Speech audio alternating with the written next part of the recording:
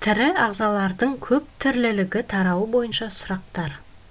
Бірінші, мұкор саңырауқұлақтың қай түріне жатады? А. Зең саңырауқұлағы, В. Пеницилл саңырауқұлағы, С. Аспергилл саңырауқұлағы, Д. Қалпақшалы саңырауқұлақ.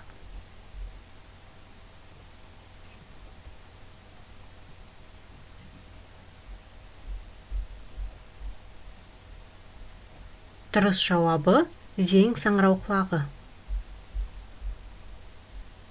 Келесі, ядросы жоқ ағзалар. А. Өсімдіктер, В. Саңырауқұлақтар, С. Эукариоттар, Д. Прокариоттар.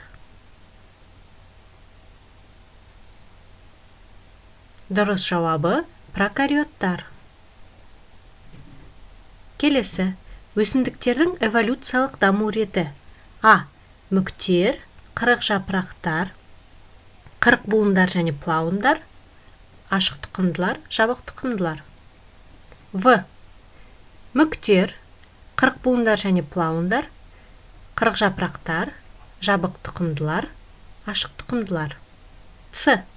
Ашық тұқымдылар, жабық тұқымдылар, қырық жапырақтар, қырық буындар және плауындар, мүктер. Д.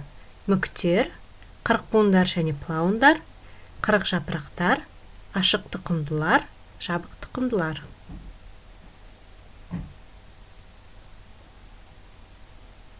Дұрыс жауабы Д.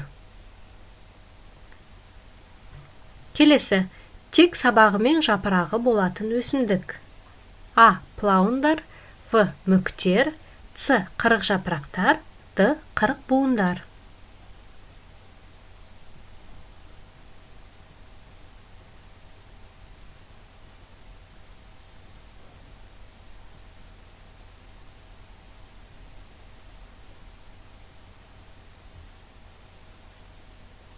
Дұрыс жауабы мүктер. Келесі сұрақ, споралы өсімдіктерді тап. А. Ашық тұқымдылар, жабық тұқымдылар, В. Ашық тұқымдылар, споралылар, С. Қырық буындар, қырық жапырақтар, жабық тұқымдылар, Д. Плауындар, қырық жапырақтар, қырық буындар. Дұрыс жауабы Д. Гүлдің түрлі түсті болатын бөлігі қалай аталады?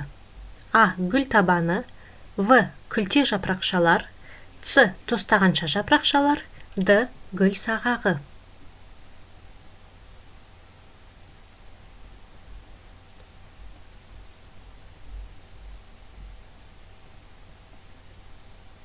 Дұрыс жауабы күлте жапырақшалар.